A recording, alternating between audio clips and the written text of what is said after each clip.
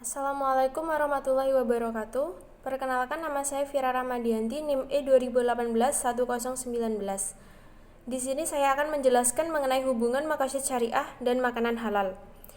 Yang pertama adalah maqasid syariah. Maqasid syariah sendiri terdiri dari dua kata, yaitu maqasid dan syariah. Maqasid artinya menuju suatu arah, tujuan, adil, jalan lurus, tengah-tengah antara berlebih-lebihan dan kekurangan.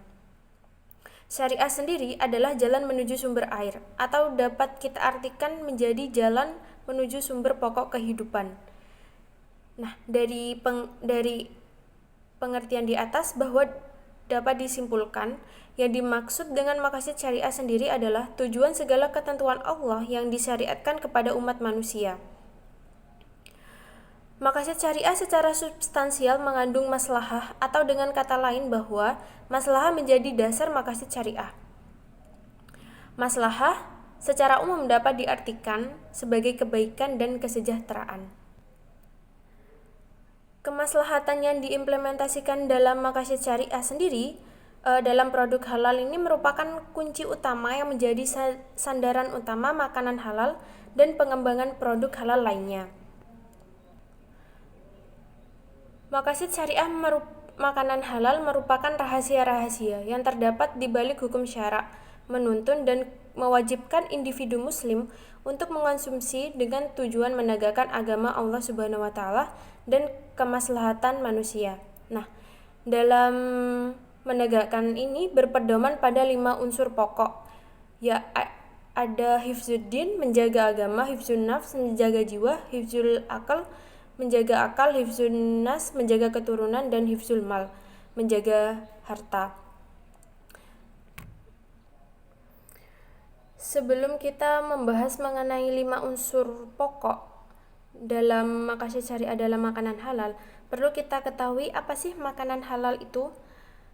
Makanan dalam ensiklopedia hukum Islam itu diartikan bahwa segala sesuatu yang boleh dimakan oleh manusia atau sesuatu yang dapat menghilangkan rasa lapar. Halal di sini diartikan diizinkan atau diperbolehkan. Nah, halal merupakan sesuatu yang mubah atau diperkenankan yang terlepas dari ikatan larangan dan diizinkan oleh syariat.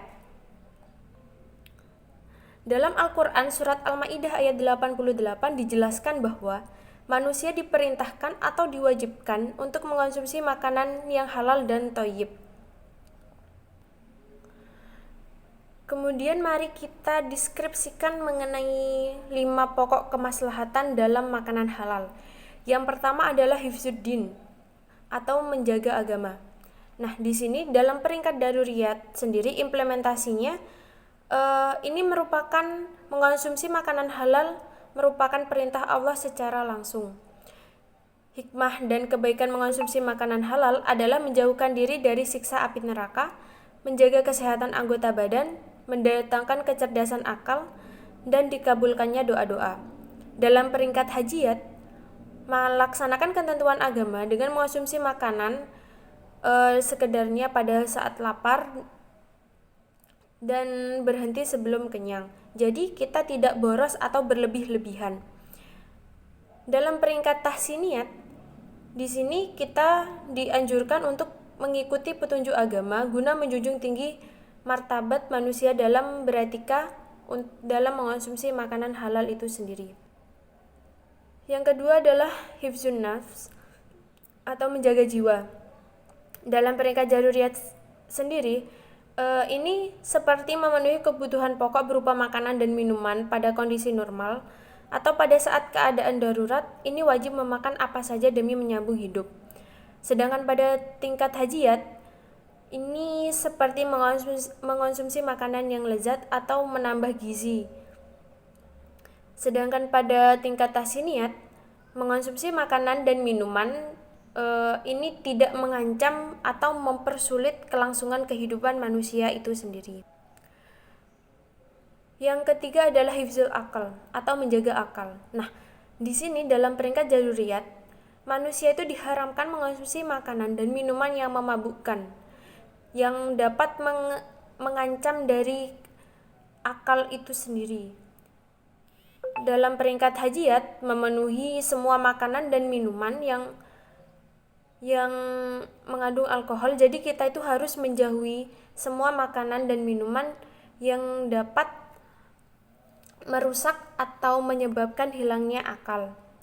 Sedangkan pada tingkat tahsiniyat, kita itu harus menghindarkan dari semua produk makanan dan minuman yang tidak berfaedah untuk tubuh manusia itu sendiri. Yang selanjutnya adalah hifzun nas atau menjaga keturunan. Dalam peringkat daruriyat sendiri, ini mewajibkan kita itu untuk mengonsumsi makanan halal. Karena apa? Karena itu dampaknya terhadap keturunan itu sendiri. Jadi di sini seorang kepala keluarga itu diwajibkan untuk memberikan rezeki atau makanan kepada keluarganya itu yang halal. Jadi dapat memperoleh keturunan yang cerdas, yang soleh dan sehat, sekaligus menjaganya dari api neraka.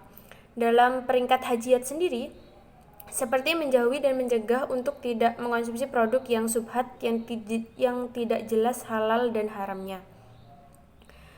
Yang selanjutnya di peringkat tahsiniyat, yaitu di sini tuh melengkapi dari daruriyat dan hajiyat sebelumnya. Jadi tidak mengancam dari eksistensi keturunan manusia itu sendiri. Yang selanjutnya adalah hifzul mal atau menjaga harta. Nah, pada peringkat daruriyat di sini seorang muslim itu harus menjaga hartanya agar tidak memakan harta dari anak yatim, tidak riba, tidak melakukan korupsi. Sedangkan pada peringkat hajiyat sendiri adalah menjauhkan harta dari produk sisa-sisa riba yang dapat membuat harta itu menjadi haram. Nah, dalam peringkat tahsiniyat sendiri, di sini ada ketentuan agar menghindarkan diri dari segala bentuk hasil penipuan seperti dalam bisnis seperti itu. Nah, di sini kita ketahui bahwa maqasid syariah itu merupakan tujuan dari agama yang menyimpan sebuah hikmah-hikmah yang sangat memberikan kemaslahatan bagi manusia, dan sebagai umat muslim kita harus memenuhi dari ketentuan agama itu sendiri. Sekian dari saya, kurang lebihnya mohon maaf. Wassalamualaikum warahmatullahi wabarakatuh.